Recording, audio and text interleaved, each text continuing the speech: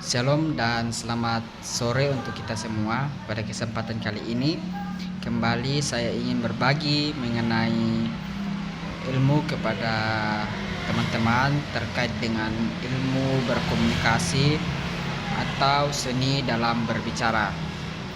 Pada kesempatan ini pula saya ingin menjelaskan secara singkat tentang apa itu ilmu komunikasi dan seni dalam berbicara. Jadi seni dalam berbicara atau ilmu komunikasi adalah ilmu yang berbicara tentang tidak hanya bagaimana cara kita mengembangkan atau memperluas wawasan kita terhadap kemampuan berkomunikasi kita di ruang publik, tetapi juga berbicara tentang bagaimana cara kita dalam mengimplikasikan kemampuan berkomunikasi itu di tengah-tengah masyarakat atau ruang publik itu sendiri. Nah, oleh karena itu, dalam pengaplikasiannya ada beberapa poin penting yang perlu kita lihat sebagai penekanan utama dalam video kali ini. Pertama, hal-hal yang harus diketahui dalam ilmu komunikasi yaitu memperhatikan gestur tubuh ketika kita menyampaikan argumentasi atau pendapat di depan umum. Hal ini penting sebab gestur tubuh akan menggambarkan profesionalisme seseorang dalam penguasaan materinya ketika dia kemudian menyampaikan argumentasi dan juga pendapatnya baik itu di masyarakat, dalam konteks bergereja misalnya dalam berjemaat, ataupun di ruang-ruang publik secara lebih luas. Nah, oleh karena itu gestur tubuh dapat kita pelajari, dapat kita kembangkan misalnya melalui metode teman-teman boleh bercermin di depan cermin dengan berbagai gaya untuk melatih gestur dan kebiasaan saudara-saudari atau saudara-saudara dalam menyampaikan argumentasi. Nah, yang selanjutnya adalah bahasa. Mengapa bahasa begitu penting untuk kita pelajari? Sebab bahasa merupakan representasi dari apa yang ada di dalam isi kepala seseorang. Nah, bahasa merupakan sebuah proposisi daripada ide manusia yang disampaikan lewat cara berkomunikasi. Nah, oleh karena itu, bahasa menjadi salah satu aspek penting yang harus kita ketahui dalam ilmu komunikasi itu sendiri. Nah, bahasa dapat kita latih dengan cara perbanyak membaca atau membuka buku.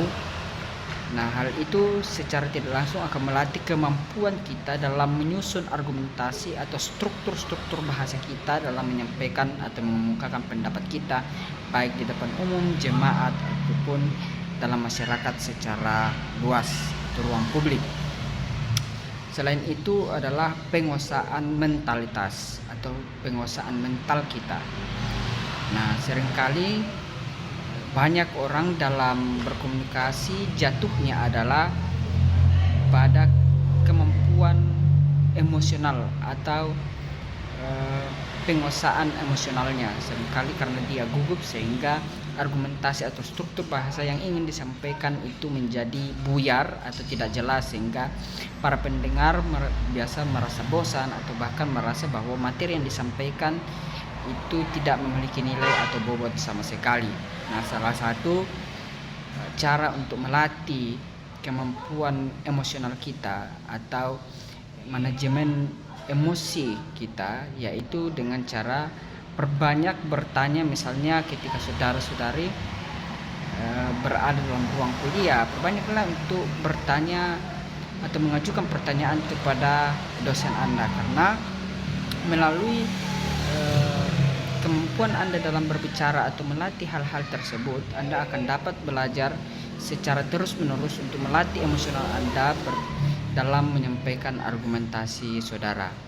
Nah, dalam buku yang ditulis oleh Ludwig Wittgenstein, judulnya ada Tractatus Logico Philosophicus, komunikasi ini merupakan salah satu media yang begitu penting, karena melalui komunikasilah pesan-pesan daripada apa yang kita pikirkan dapat disalurkan kepada orang lain.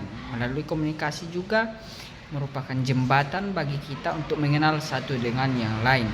Oleh karena itu, komunikasi atau ilmu komunikasi ini benar-benar menjadi poin penting dan poin yang harus ditegaskan dalam kehidupan kita sehari-hari, terkhusus kita sebagai seorang pemimpin atau calon pendeta atau calon gembala harus benar-benar menguasai materi atau kemampuan berkomunikasi itu dengan baik. Nah, oleh karena itu pada kesempatan video yang singkat ini kiranya boleh menjadi berkat yang tersalurkan bagi kita semua, terkhususnya dalam pengembangan kemampuan komunikasi kita dalam penata layanan kita terhadap pelayanan gereja. Nah, itu saja dari saya, kiranya ini bermanfaat bagi kita semua. Salam dan salam sehat untuk kita semua.